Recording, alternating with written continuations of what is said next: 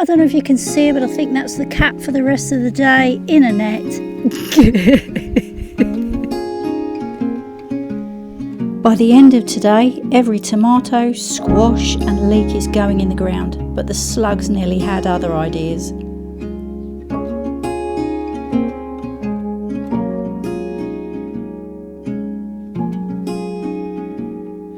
Soft light falls on quiet sand. You almost leaned in. Shadows move, skin to skin. Something unspoken.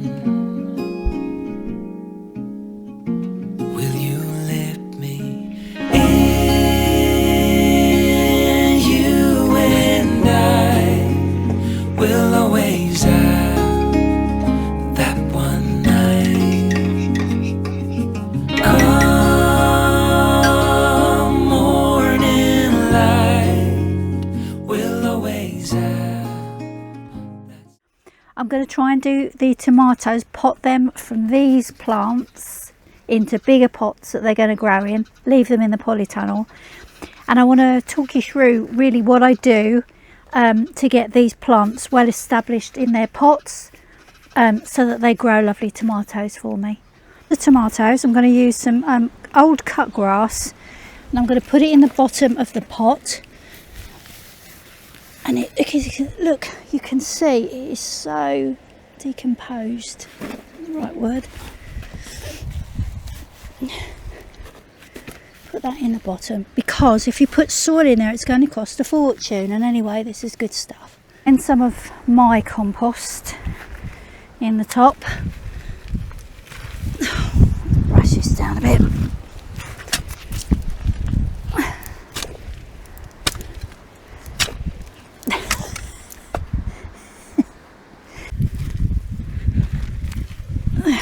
Push that down.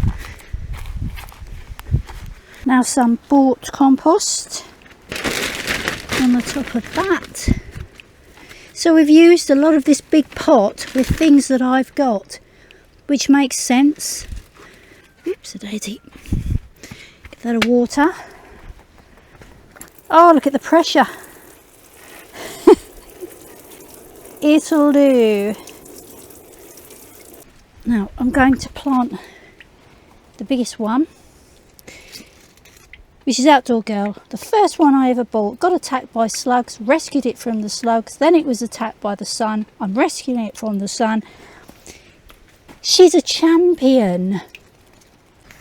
What we're going to do, to give it a fighting chance, we're going to take some of these lower leaves off and bury the actual stalk deep into the soil. If you look at a tomato, it's a bit hairy, but they're like little bristles. They're little roots ready to root. You could drop that on the floor like that, and it would find a way to root. That's all little things ready to root. So they're pretty hardy, survivey little plants. So just tease the roots a little bit, but it's been used to being in the pot. So we want to stretch. We want it to get it to learn to stretch. I'm going to take off these lower ones. Right. I'm going to plant it right up to there.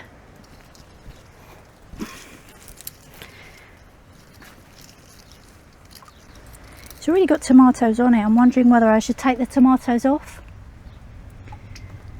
I'm going to leave them. A good water in. Next thing I'm going to do is put some slug pellets down. You don't need big clumps of these. You just need a few. She says doing a big clump. Next, we're going to put barley straw on the top. Best to use something like barley straw. If you use hay, it'll have seeds in it and then it'll have a lot of weeds. But barley straw is more pure, so we'll put that on the top. This will hold moisture and deter the slugs. Won't prevent them, it will deter them. But the other thing we're going to do is we're going to keep it about 1 inch away from the main stem, because we don't want that to get too soggy and damp and then cause rot. Hardy little creatures, they're fussy little creatures, and they need an awful lot of water. They are very, very thirsty plants. So, one down, about 20 to go. I will do it. Now, I don't usually do this, but I am going to on this occasion because the weather is warm, okay, but it's rainy and shiny. So I thought it would be very good to put all the squash outside to get them used to being outside for today, and then put them back in tonight, back into the polytunnel, so that they'll be ready for when I plant them out permanently. I don't know about you, but I find weeding quite therapeutic. It's my happy place, like I've said before. So I'm just going to mention this, but I'm not going to harp on about it. I went away for a few days. We had a lovely, lovely time, but on that trip, yeah, we saw something we didn't really want to see. Someone in a desperate state, and I'm not allowed to say the words, am I, who was trying to unalive themselves. As I say, this is a gardening channel and I don't want to bring the tone down, but you know, mental health, a big deal. It's massive. And I'm not saying gardening, I'm not saying at all that gardening is the answer to everyone's troubles, because it's not. What I'm saying is, for me personally, just to get out sometimes in nature and be peaceful helps enormously. Now this tool isn't working and I'm going to find something else. That looks a lot better. I can see the carrots now, they're all coming through. Not as many as I thought, but they are coming through. And I've kept the nasturtium, my tongue round that, round the outside. Now, runner beans from last year, they just grow every year. Do I let them grow, or do I pull them out? Because I can't throw things away, I'm going to keep them. It's food, isn't it? But that looks a lot better, so I'm going to net the carrots just to protect them. It's warmer than I thought it would be. Oh yeah.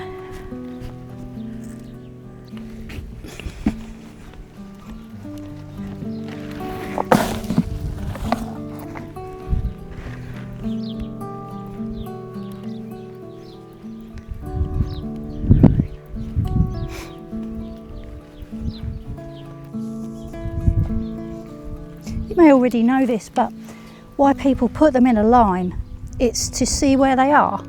It's basically that, and to get as many crops as you can into one area, instead of scattering them everywhere and not actually knowing where they are.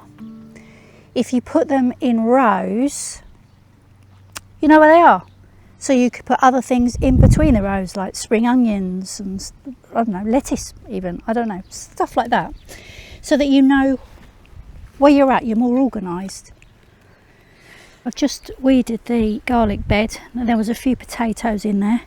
Some of them quite nice potatoes actually. And there's also a rogue sunflower. I had massive sunflowers in here last year and I wasn't going to get the big ones anymore because I couldn't reach them. They were like 10 foot and I couldn't deadhead them. They were like multi ones with lots of flowers, but I'm going to leave him. I thought I'd recorded this, but I hadn't. So some of my onions were bolting. which means they're starting to produce a flower seed on the end, which then, if I leave them, will make the onions woody and I can't eat them. So I've pulled them up, I'm going to cut them up and I'm going to freeze them. The other ones, they seem to be okay, but just them ones there, for some reason they've been stressed with the weather, too dry, too wet, something's not been right for them and they've bolted. It's a survival tactic for them. They need to keep going and survive, so they're going to produce a flower. So I'm going to leave them to dry in the sun, and then I'm going to chop them up, put them in the freezer, because you have to use them straight away, which I don't need to. So I'm going to freeze them, and yeah, hopefully the other ones will be okay. Hope so. Now, you may have been really brave recently. I'm not being so brave. I want to put out the squashes. Now, I mean, they need to get out, but we've had such wet weather and it's been warm, so it's warm wet weather equals a slug and snail ahoy. So I've been reluctant to put them out, but I know that I've got to get them out now. They've got to go out. I've been hardening them off, which I never normally do, but I've been putting this tray here outside for a little bit so it gets the weather. But some of you have probably already put yours out. No, I need to do, I just need to talk to myself and tell myself not to be a pussy and put them out. I've done it. I'm going to put them out, but now I'm going to have a coffee and something to eat because I'm absolutely starving. This is yellow bush squash. I'm going to put some there and some in this end bed, so they've got room to spill over if they need to. And over here I'm going to have the butternut squash, and I've got also some what's the other one, little gem, and some Jack B. Littles. I think some baby boos as well, and I've got far too many to put up this arch, so I'm going to see what's left, but I'm going to do it. I'm putting them out. Oh yeah. Now, these may look a little bit crowded too, but I may lose some. That's my way of thinking. So I'm going to make sure that I've got enough and plant them around the right way. The bottom leaf facing away. There we go. That way. There we go.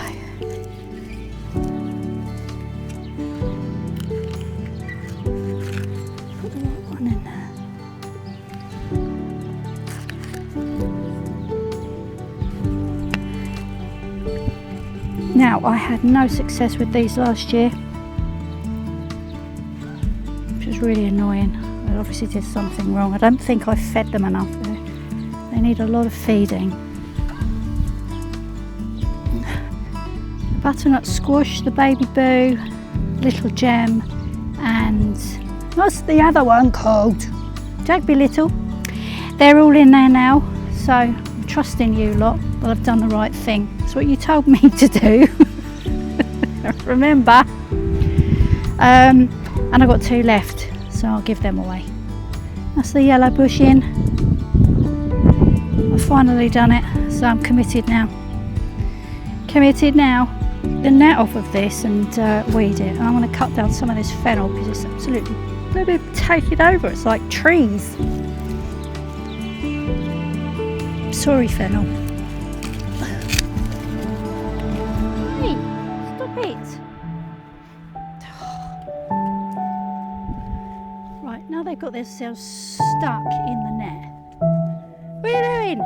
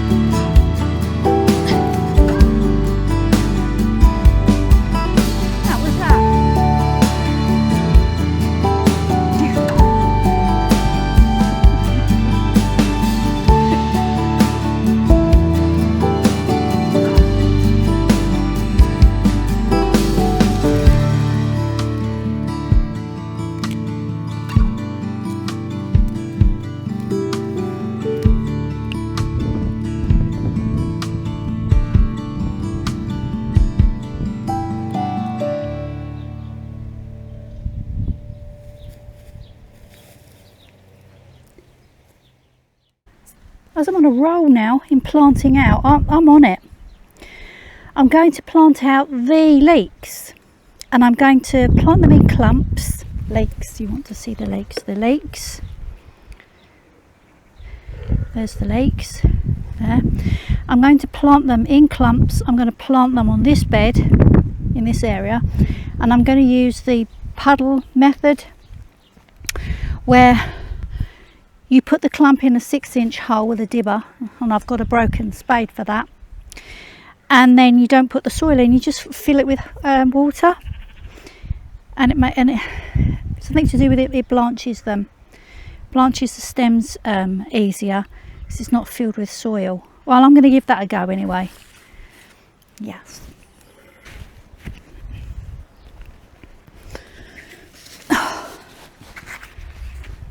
Broken spade, very handy. Right, I don't need them ones there now. So you want them 6 inches deep. It should have a point on the end, and one day I'll fashion one, but I haven't got it at the moment. It just broke. So 6 inches deep. Okay, right. You've got to come out. There we go. That looks more. And about 12 inches apart. About there. So you're putting them in, but you're burying them more than you probably looks like you should do, because you want them in the ground, because then the stalks will blanch, which means they will be white. So I want to just take a bundle out. 4 to 6 it says, but I'm just going to take what I've put in here. Careful. Put them in there. Drop them in, it says. Okay, dropped them in. They're all dropped in the holes in little bundles, of which they will push each other away, make their own room. So you don't fill the holes in, you just water them, and that's what you do. So that's what I'm going to do. It's the first time I've actually done this, so best of luck.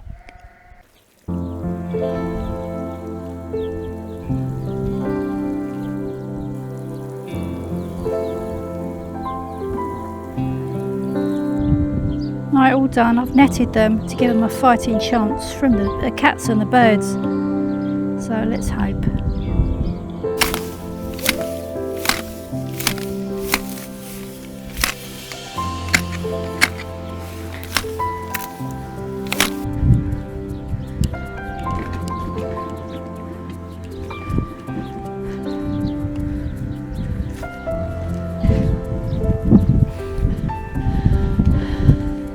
I just had a thought. I'd love to portray this image of me swooshing around the garden in beautiful dresses and stuff. But half the time my videos is you looking at my rear end, bending over, pulling things up. Such is reality of gardening.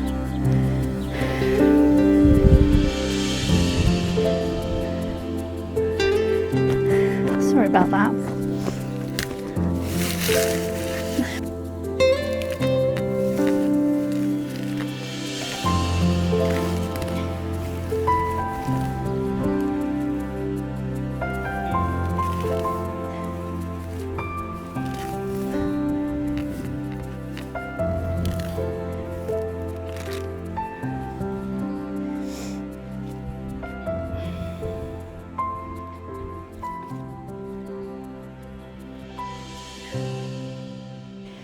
That's everything in the ground for another week. Pop the kettle on, subscribe, and I'll see you in the garden soon.